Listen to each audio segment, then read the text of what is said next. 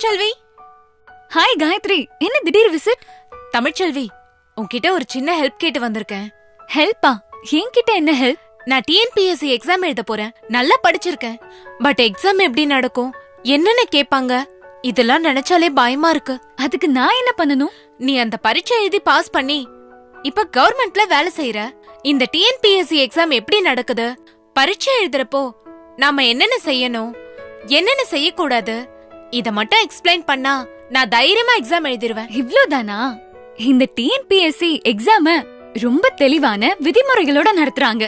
தேர்வு எழுதுறவங்களுக்காக டிஎன்பிஎஸ்சி வெப்சைட்லயும் யூடியூப்லயும் ஒரு படமே வெளியிட்டிருக்காங்க. பார்க்கலாமா? கண்டிப்பா.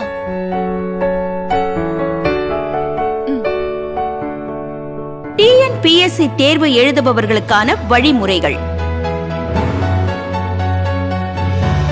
தேர்வர்கள் தேர்வு ஆரம்பிப்பதற்கு 1 மணி நேரத்திற்கு முன்னால, அதாவது கண்டிப்பா காலையில 9 மணிக்கு தேர்வு மையத்துக்கு வந்துடணும். கொரோனா போன்ற நோய் தொற்று பரவும் காலகட்டங்களில் ஹேண்ட் சானிடைசர், முகக்கவசம், சமூக இடைவெளியை கடைபிடித்தல் அவசியம்.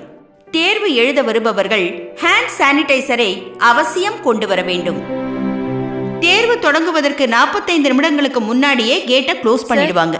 அதுக்கப்புறம் என்ன காரணம் சொன்னாலும் உள்ள அனுமதிக்க மாட்டாங்க. சார், எக்ஸாம் எழுதணும்.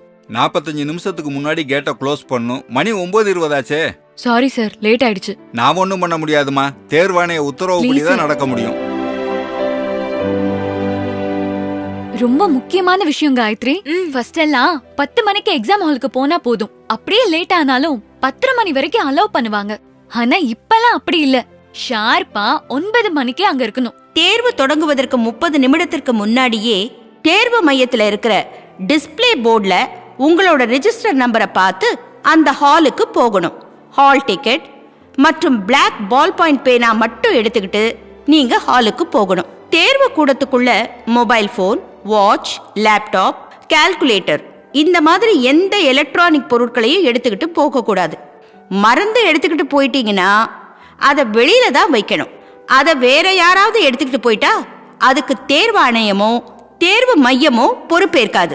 இந்த தேர்வுக்காக உங்களுக்கு தரப்பட்டிருக்கிற ஹால் டிக்கெட்ல இருக்கிற வழிமுறைகளை முதல்ல நீங்க படிக்கணும். எக்ஸாம் ஹால்ல OMR விடைத்தாள் கொடுப்பாங்க. இந்த விடைத்தாள்ல 2 பக்கங்கள் இருக்கும். இந்த விடைத்தாள்ல எந்த பக்கத்திலையும் தேவையற்ற குறிப்புகள் எழுதுவதோ, குறியீடுகள் செய்வதோ, சேதப்படுத்தவோ கூடாது. அப்படியே ஏதாவது செஞ்சீங்கன்னா உங்களுடைய விடைத்தாள் செல்லாதது ஆகிவிடும். OMR விடைத்தாளின் 2ஆம் பக்கத்துல தரப்பட்டிருக்கிற அறிவுரைகளை படிச்சுட்டு கீழ்பக்கத்துல தரப்பட்டிருக்கிற கட்டத்துல தேர்வு எழுதுறதுக்கு முன்னால கையெழுத்து போடணும். OMR விடைத்தாளோட பக்கம் 1ல 2 பகுதி இருக்கு. பகுதி 2ல பிரிண்ட் ஆகியிருக்கிற உங்களோட போட்டோ, பெயர், பதிவு எண், பாடம், தேர்வு மையம் மற்றும் தேர்வு கூடத்தின் பெயர், தேதி, இந்த விவரங்கள்லாம் சரியா இருக்கான்னு பாத்துக்கணும். உங்களுக்கு கொடுக்கப்பட்டிருக்கிற கொஸ்டின் பேப்பர்ல பிரிண்ட் சரியா இருக்குதா, பேஜ் நம்பர் மிஸ் ஆகாம இருக்குதா, இதெல்லாம் தரவா செக் பண்ணிக்கோங்க. நீங்க ஆன்சர் பண்ணதுக்கு பிற்பாடு அந்த மாதிரி ஏதாவது இருக்குதுன்னு சொன்னீங்கன்னா என்னால ரீப்ளேஸ் பண்ண முடியாது. இந்த பிரிண்ட் ஆன விவரங்கள்ல ஏதாவது தவறு இருந்தால் உடனடியா தேர்வு கூட கண்காணிப்பாளர்கிட்ட தெரியப்படுத்தணும். தேர்வு தொடங்கறதுக்கு 15 நிமிஷத்துக்கு முன்னாடி வினாத்தாள் புக் கொடுப்பாங்க. அதை முழுவதுமா சரியா இருக்கான்னு பார்க்கணும். ஏதாவது குறைபாடு இருக்கும் பட்சத்துல தேர்வு கண்காணிப்பாளர்கிட்ட உடனே தெரியப்படுத்தணும். உங்களுடைய வினாத்தாள்ல உள்ள நம்பரை OMR விடைத்தாள்ல எழுதணும். நீங்க எழுதின நம்பரை அந்தந்த நம்பர் உள்ள கட்டத்துல கருப்பு மையால ஷேட் பண்ணணும். இந்த இடத்துல ஒரு விஷயத்தை நீங்க மனசுல பதிவு பண்ணிக்கணும். கருப்பு கலர் பால் பாயிண்ட் பேனாவை தான் நீங்க யூஸ் பண்ணணும். பென்சிலை உபயோகப்படுத்த கூடாது. ப்ளூ கலர் பேனாவாலேயோ இல்ல வேற கலர் பேனாவாலேயோ இல்ல இங்கு பேனாவிலேயோ எழுதுனா உங்களோட விடைத்தாள் செல்லாததாக்கப்படும். அதனால கருப்பு கலர் பால் பாயிண்ட் பேனாவை கூடுதலாவே கையில வச்சுக்குங்க. மேலும் வினாத்தாள் தொகுப்பு எண்ண தவறா குறிப்பிட்டீங்கன்னா உங்களுடைய விடைத்தாள் செல்லாதது ஆகிவிடும். கேள்வித்தாள்ல இருக்கிற கேள்விகளையும் பதில்களையும் நல்லா படிச்சு மனசுல பதிய வச்சுக்குங்க. அதுக்கப்புறம் OMR விடைத்தாள்ல இருக்கிற அத்தனை கேள்விகளுக்கும் தவறாம விடையளிக்க வேண்டும். நல்லா ஞாபகம் வச்சுக்குங்க, கருப்பு நிற பால் பாயிண்ட் பேனாவை தான் பயன்படுத்தணும். நீங்க விடையளிக்கிறதுக்காக ஏ, பி, சி, டி, இ என 5 வட்டங்கள் கொடுக்கப்பட்டிருக்கும். சரியான விடைக்குண்டான கட்டத்துல ஷேட் பண்ணணும். ஒரு குறிப்பிட்ட கேள்விக்கு விட தெரியலனா இ என்ற வட்டத்தை அவசியம் ஷேட் பண்ணணும். ஏனெனில் தவறான வழிமுறைகளை தடுக்கும் விதமாகவும் நேர்மையான தேர்வர்களுக்கு எந்தவித பாதிப்பும் ஏற்பட்டு விடக்கூடாது என்ற நல்ல நோக்கத்துடன் தேர்வாணையம் இந்த முடிவினை எடுத்துள்ளது. ஒவ்வொரு கேள்விக்கு ஒரு பதில் மட்டுமே விடையாக இருக்க வேண்டும். 2 வட்டங்களில் ஷேட் பண்ண கூடாது.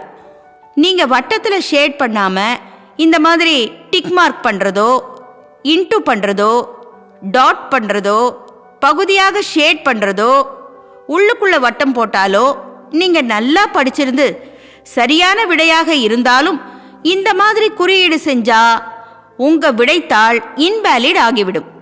அதனால சரியான முறையில வட்டத்தை முழுமையா ஷேட் பண்ணணும். ஒவ்வொரு கேள்விக்கும் விடையளிக்கிறப்போ ஒரே ஒரு சரியான விடையை மட்டும்தான் நிரப்பணும்.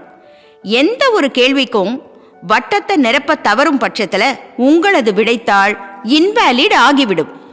விடைத்தாளின் பக்கம் 1 அனைத்து கேள்விகளுக்கும் விடையளித்த பின்னர் அந்தந்த காலத்திற்கு கீழ் எத்தனை ஏ, எத்தனை பி, எத்தனை சி, எத்தனை டி, எத்தனை இ விடையாக குறித்து உள்ளீர்கள் என கணக்கிட்டு எழுத வேண்டும். அதன் பிறகு முதல் காலத்தில் ஏயில் உள்ள எண்ணிக்கையான 17, 2ஆம் காலத்தில் ஏயில் உள்ள எண்ணிக்கையான 14, 3ஆம் காலத்தில் ஏயில் உள்ள எண்ணிக்கையான 16 இந்த 3ஐயும் சேர்த்து கூட்டிக் கொள்ளவும். 17 + 14 31 + 16 47. இந்த கூட்டுத்தொகையான 47ஐ பிரிவு 3 ஏயில் உள்ள ஏ கட்டத்தில் நிரப்ப வேண்டும். 047 என்று நிரப்ப வேண்டும். பின்னர் முதல் காலத்தில் பியில் உள்ள எண்ணிக்கையான 19, 2ஆம் காலத்தில் பியில் உள்ள எண்ணிக்கையான 16, 3ஆம் காலத்தில் பியில் உள்ள எண்ணிக்கையான 16 இந்த 3ஐயும் சேர்த்து கூட்டிக் கொள்ளவும். 19 + 16 35 + 16 51. இந்த கூட்டுத்தொகையான 51ஐ பிரிவு 3 ஏயில் உள்ள பி கட்டத்தில் நிரப்ப வேண்டும். அதுபோல முறையே 3 காலங்களில் உள்ள சி, 3 காலங்களில் உள்ள டி, 3 காலங்களில் உள்ள இ ஆகியவற்றை கூட்டிக் கொள்ளவும். பின்னர் அந்த கூட்டுத்தொகையை பகுதி 2 பிரிவு 3 ஏயில் உள்ள சிடிஇ ஆகிய கட்டங்களில் அந்தந்த கூட்டுத்தொகையை எழுத வேண்டும். அதன் பிறகு பிரிவு 3 பியில் அதற்குரிய வட்டங்களை நிரப்ப வேண்டும்.